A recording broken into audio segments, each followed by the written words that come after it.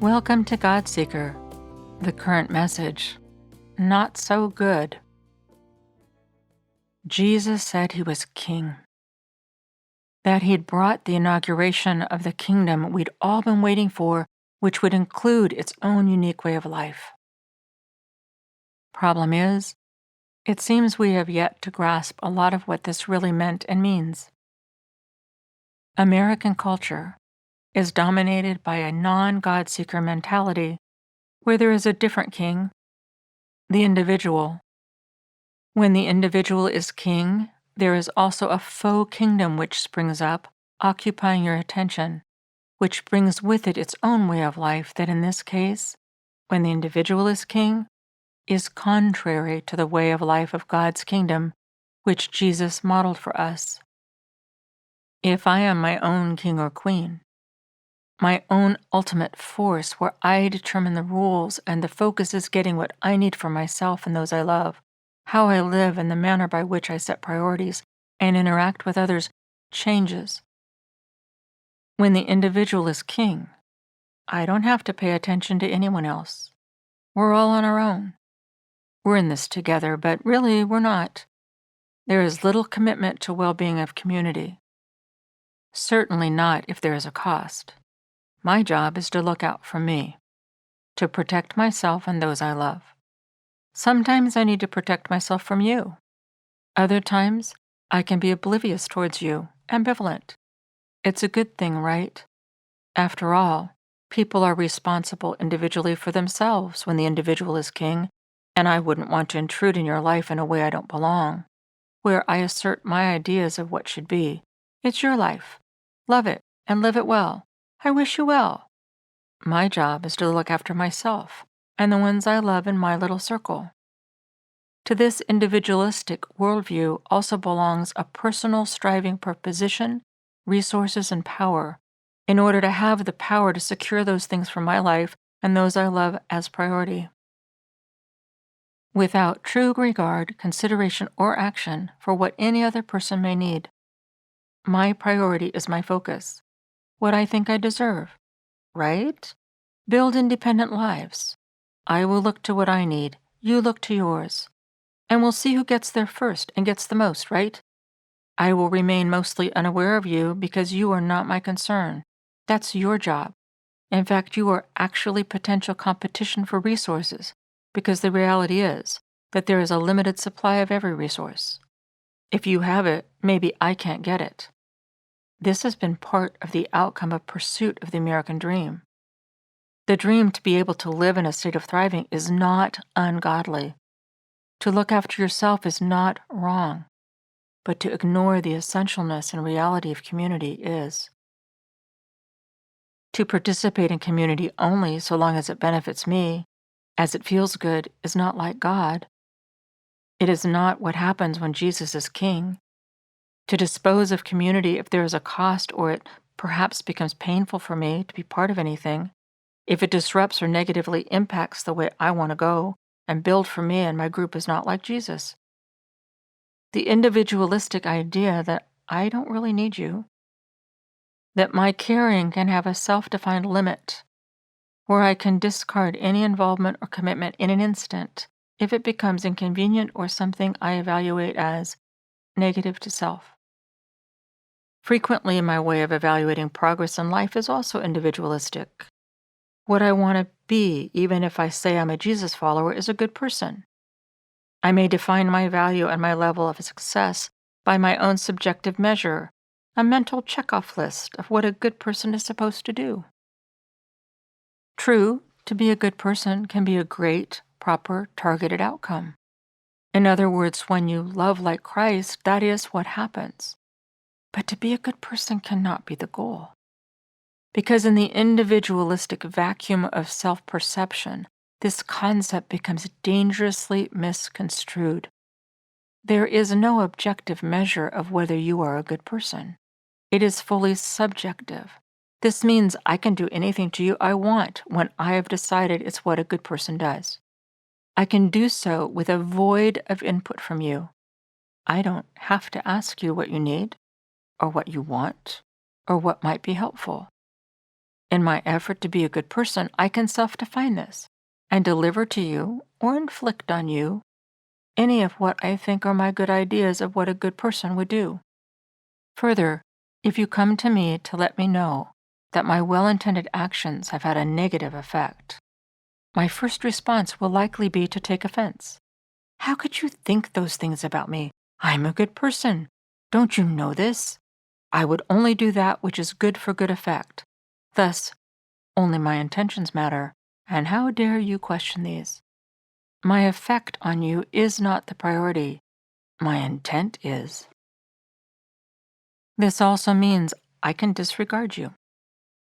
Long have I been searching for what it means to be good, and I'm working on this. I would not come to a wrong conclusion.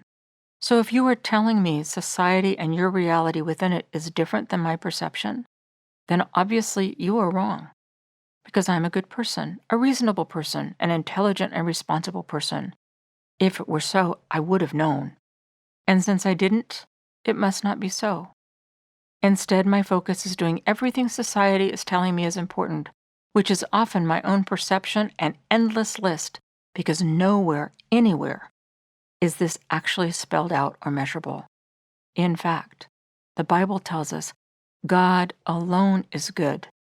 That's why we needed and need Jesus. But if the individual rules, if the individual is king, then I'm not thinking about this. Oh, I love Jesus and talk to him and ask him to help me with everything which I think I want. But he's not my king. I am. And because I have filled my life full of activities and priorities which society's messaging tells me is of value, if you tell me life is different than I have decided because it is for you, I can and will turn off and not even listen to your voice. Because you can't be right, or I would have reached that conclusion too. But I didn't. So what you are thinking or what you say you've experienced must be invalid. Thus, I'm ignoring you, shutting you out, because I know better, because I am a good person. I need to remain this in my own eyes, because seeing myself as a good person confirms my inner value and self-worth. If you criticize me, my choices or how I've come across to you, you have to be wrong. Otherwise, I am not the subjectively good person I thought, and this would negate or diminish my value to myself, and I cannot handle that. Furthermore, I am insulted that you would even assert that how I am is not good, because I wouldn't be this way if it weren't. If you feel the need to criticize me, obviously you've misunderstood. If you knew how hard I'm trying, all the effort I'm giving to do things right, then how could you even say that? Don't you know it's only my intent that matters? If it came across wrong to you, then you misunderstood and that's your problem. How dare you after all I tried to do for you? What an unappreciative ingrate.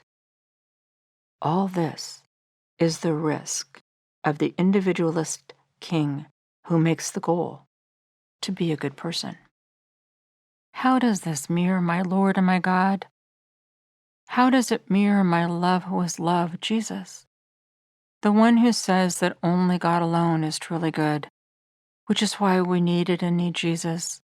The one who calls me to love you as I love myself. Indeed, the true goal when Jesus is king is by the power and leading of the Spirit to love as he does. Never perfectly, but that is the focus goal. To love one another as a sign of his love so that others will know he is real and true. Because we love one another. I love you and you love me, not because I am bent on trying to be a good person, but because I choose to love you. And when my goal is really to love like Jesus in the way that mirrors God, which is what a good person does, versus the goal of being a good person for the sake of being perceived this way, everything shifts, especially when viewed in light of the reality, truth, and way of my King Jesus. If my goal is truly to love, especially if I want to be a conduit of God's love as Jesus was, then of course my intent does matter, but not without regard for the effect my actions and inactions have on you. Effect is very important, because love is something which goes out in order to have an effect on another. Of course, between humans, this can also get out of joint because some humans will take your intent, twist it, and use it against you. But in love, there is a tension where intent and effect both matter. Both must be considered. When what I really want is to love well as Jesus did, I cannot ignore your voice. I cannot disregard what you are saying, discounting it, or even deciding to silence you as invalid. I need to hear what you have to say, and I need to listen. Community matters because I am a part and you are an equal part, and we want all pieces to be able to thrive and each make their God-given contribution. St. Paul tells us, if one part suffers, then all parts suffer. And if I understand the nature of God's creation, where I will never be perfect, and because you are different, sometimes even unintentionally I will come across wrong or have a negative effect on you, then I don't have to be offended when my good intentions have a negative effect. I don't want to just do unto you, but talk to you about it whenever I can first. And when the outcome of my intentions is not what I had hoped and I see you hurting, I can apologize. It costs me nothing. In fact, I am compelled to apologize. It is a natural and automatic outcome of my love for you because I didn't want to have a negative effect. But I am not perfect, and so sometimes it will happen. When the goal is to love as Jesus because Jesus is King and the objective is to emulate him, I want to do whatever I can to make things right, to bring things back into God-intended balance, where his concern is the temporal and eternal well-being of all. If I love you, then I also need your feedback, because when the goal is love, especially a love like Jesus, then the goal is some sort of functioning relationship between us. He teaches me through St. Paul that we are all part of one body, so I recognize the essential connection between us. I can no longer discount you. I cannot save the world, but by listening to the Holy Spirit, I can look to do my God-given part in connection with you and others. Humility comes easily, not because I'm pushing myself down artificially pretending I'm less, but because, like you, I know I'm not perfect, yet I am equally loved and valued by God. Position doesn't matter. Worldly power doesn't matter. Money for the sake of accumulation doesn't. I am not greater than anyone, and I recognize the true and vital value of the unique contribution for which God made each of us. I recognize that I need you.